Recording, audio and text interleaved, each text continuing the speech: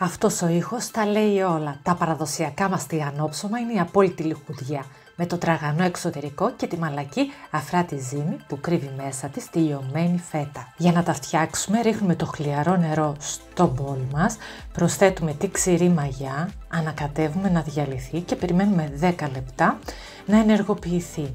Συνεχίζουμε προσθέτοντας το ελαιόλαδο,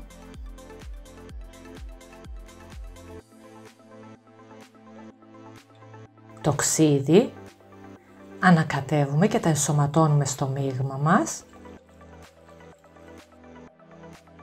Ενώνουμε στο αλεύρι το αλάτι και θα τα προσθέσουμε σταδιακά στο μείγμα των υγρών υλικών. Ξεκινάμε βάζοντας 3 κουταλιές και αφού τις ενσωματώνουμε, συνεχίζουμε σιγά σιγά με τις υπόλοιπες. Στην αρχή αναδεύουμε με το σύρμα και όσο η ζύμη γίνεται πιο σφιχτή, συνεχίζουμε και με το χέρι.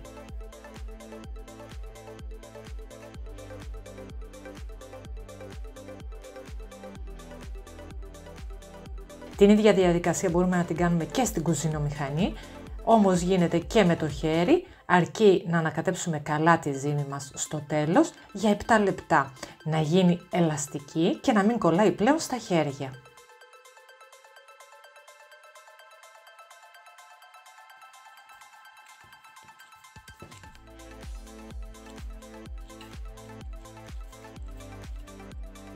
Έπειτα αλήφουμε το μπολ μας με λίγο ελαιόλαδο, βάζουμε τη ζύμη, τη ραντίζουμε και αυτή με λίγο λάδι, το αλήφουμε, τη σκεπάζουμε και τη βάζουμε σε ζεστό σημείο για 2 ώρες να διπλασιάσει τον όγκο της.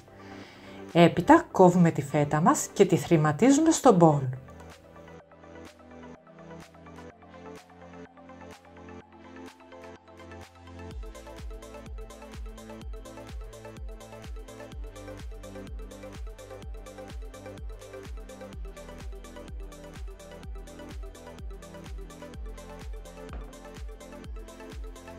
Και αφού περάσει η ώρα, έχει φουσκώσει η ζύμη μας, την ξεφουσκώνουμε, τη ζυμώνουμε και τη βγάζουμε στο μπάγκο μας να τη ζυμώσουμε απαλά σε καρβελάκι.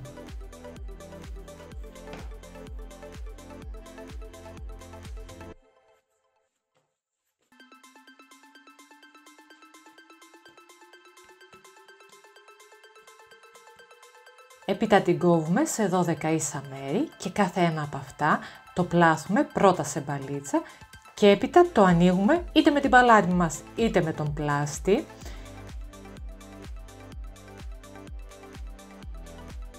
Βάζουμε στο εσωτερικό του 2 κουταλιές της σούπας από τη θρηματισμένη φέτα, την πλάθουμε πάλι σε μπαλίτσα.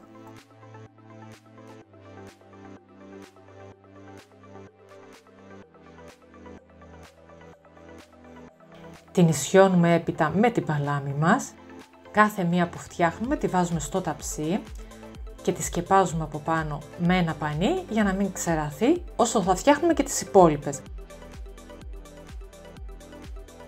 Ζεσταίνουμε στο τηγάνι μας 1 εκατοστό ελαιόλαδο σε μέτρια ένταση. Βάζουμε τα ψωμάκια μας να τηγανιστούν πρώτα από τη μία πλευρά που χρειάζεται περίπου 5 λεπτά και έπειτα και από την άλλη. Τα βγάζουμε σε απορροφητικό χαρτί και είναι έτοιμες να τις απολαύσουμε, τρώγονται ζεστές ή κρύες, σκέτες ή αν θέλουμε μπορούμε να τις ραντίσουμε και με μέλι.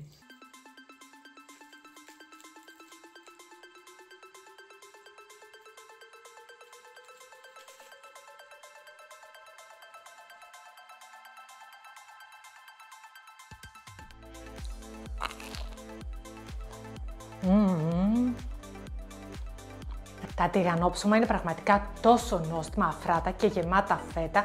Γίνεται και αρκετά μεγάλη η κάθε μερίδα, είναι και χορταστική. Αναλυτικά όλη τη συνταγή και τα υλικά θα τα βρείτε στο pax.gr.